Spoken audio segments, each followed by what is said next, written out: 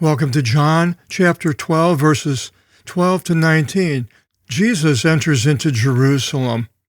It begins, Ti epavrion, o klos polis, o elthon. The next day, a great multitude having come. Now this is the preparation time for the Passover, so many people are coming to Jerusalem. It says here, eartin, unto the holiday feast, which is Passover. Akusantas oti erkete oi sus is Jerusalema, having heard that Jesus comes unto Jerusalem. Verse 13, Elevanta vaia ton phoenikon, and they took palm fronds from palm trees. Phoenix, city of Phoenix, Arizona. Phoenix means palm tree. And ke exilthon is epanteson afto, and they came forth to meet him.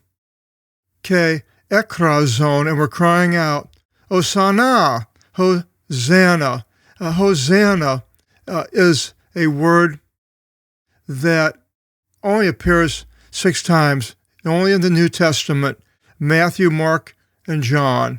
Means that they think it deliver us, and possibly is tied to Psalm 118. You can read about that in different lexicons, what Hosanna means. But it was a cry out for the people that was for this wonderful man who's now coming to deliver them.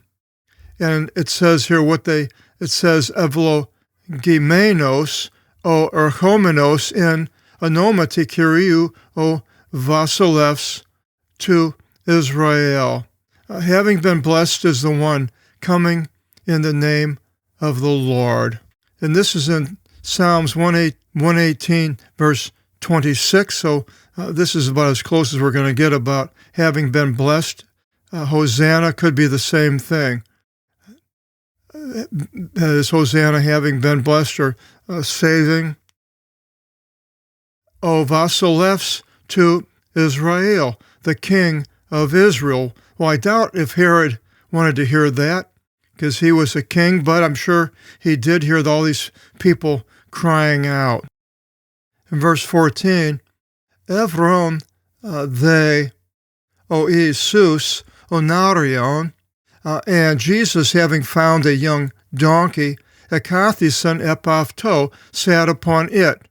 Now, this is interesting because other places have a little bit different. Right here, a young donkey, onarion. This is the only place that this word appears in the Bible, is onarion. It also, the story appears in Matthew, a little bit different. It says, and when they approached unto Jerusalem and came unto Bethphage.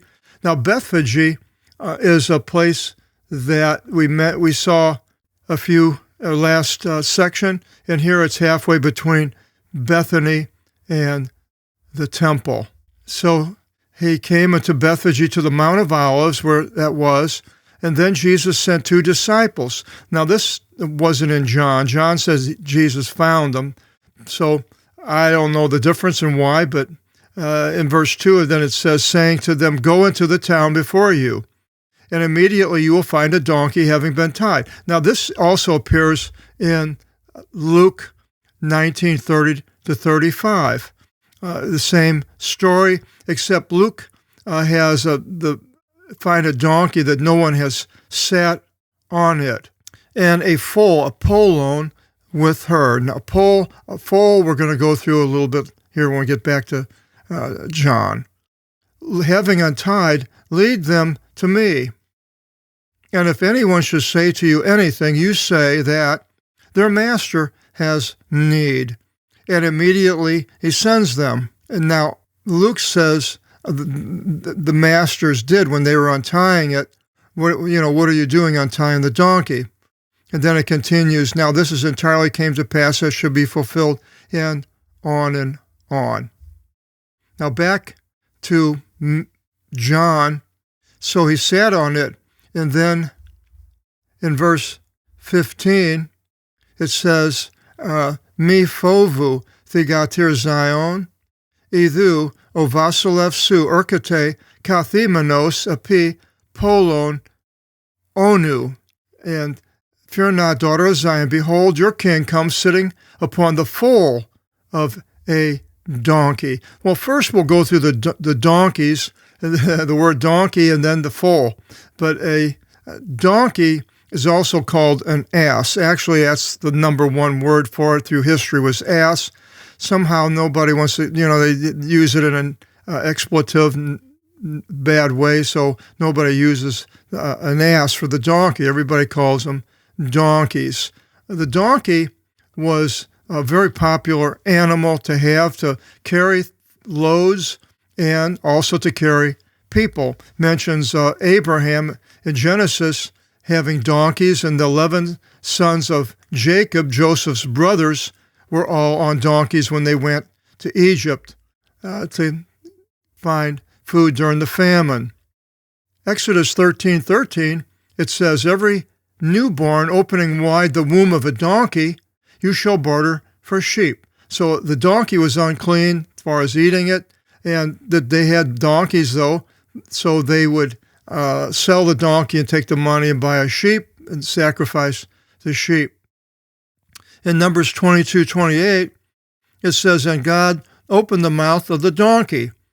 And she says to Balaam, what did I do to you that you have hit me this third time? So this is the most famous donkey in the Bible, except the one that's carrying Jesus, I suppose.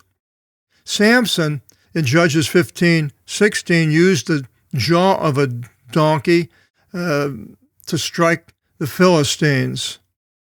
Saul was searching for the lost donkeys of his fathers. That's mentioned in 1 Samuel 9:3, where he met Samuel in the process. Then Abigail rode on a donkey to meet David, to keep David from attacking the family of, I forgot his name, in 1 Samuel 25:20. Now, the polon here, 44:54, is a foal. Now, exactly the difference between a foal and a non-foal, I would think this foal was it was born from another donkey. Now, whether it was smaller or not, I'm not sure. I didn't look a lot up about foals and the donkeys as far as the biology, but you can do that and figure that one out. But they were riding the foals because it says in Genesis 49:10 and 11, interesting prophecy by Jacob blessing the sons. And when he gets to Judah, he says, a ruler shall not fail from Judah. He is expectation of nations, binding his foal to a grapevine, and with the fetter, the foal of his donkey, he shall wash his apparel in wine, and in the blood of the grape, his wraparound garment. So Judah, the leader that's coming, Jesus, ties it in there in Genesis 49:10 and 11 to the foal. In Judges 10:4, it says, and there were to him 40 sons and 30 sons of his sons being mounted upon 70 foals. And that was the judge Abdon. So now Jesus is coming into Jerusalem. In verse 16, it continues, Tavta they uk egnosen e mathite avtu to proton. But these things his disciples did not know at first. Al ote edoxasti o Jesus, but when Jesus was glorified, raised from the dead, tote emni stisan oti tavta in ep avto gegram mena. Then they remembered that these things were having been written about him. So hundreds and hundreds of years before they could see the prophecy of Jesus coming and then riding on the donkey. Ketavta episan avto. Verse 17. Emartiri un o oklos o on medav tu ote ton Lazaron ephonison ek tumenimiu.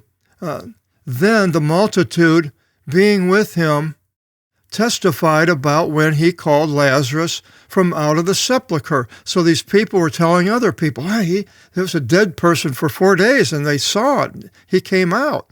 He was alive. And all these other miracles they knew that Jesus was doing. So, wow, many people believed.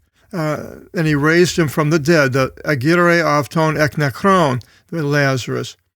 And verse 18, Thea tuto ke emnitisen avto o oklo. On account of this also the multitude met him, because they heard about it.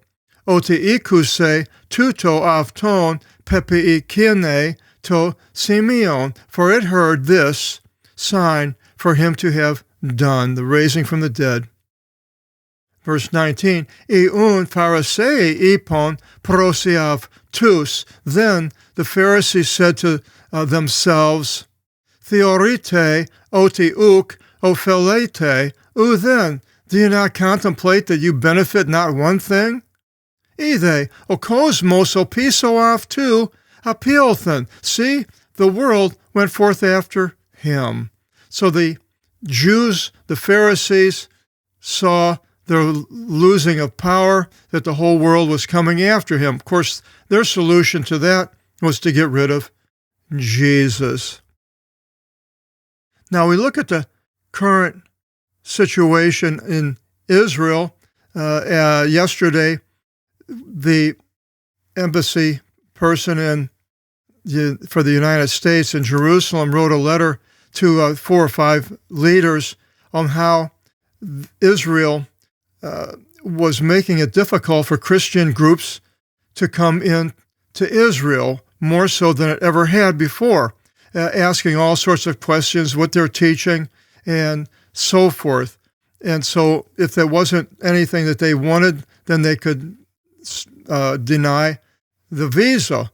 And the response by the American was that, well, if that's the case, then we could do the same thing and keep Jews from coming in to the United States. Now, the Jews claimed that they could do this because only Jews were allowed in Israel, per se, and so they had control if somebody wasn't Jewish. But Christians, the early Christians, were all Jewish, and there's many Jewish Christians living in Israel, and they're not really causing any problems, more the Hasidic against them. So for Israel to prohibit Christians because they're not Jews, they have no problem letting Buddhists and Hindus into Israel. That's okay, but Christians now, it's starting to change, I see, and we're basically going back again to the place at the crucifixion where they said, his blood be upon us and our children, and their blood is upon the children today. I call them the progeny of the crucifiers. So we'll see what happens from this instance that's going on right now. The next section, it says, Jesus foretells of his own death.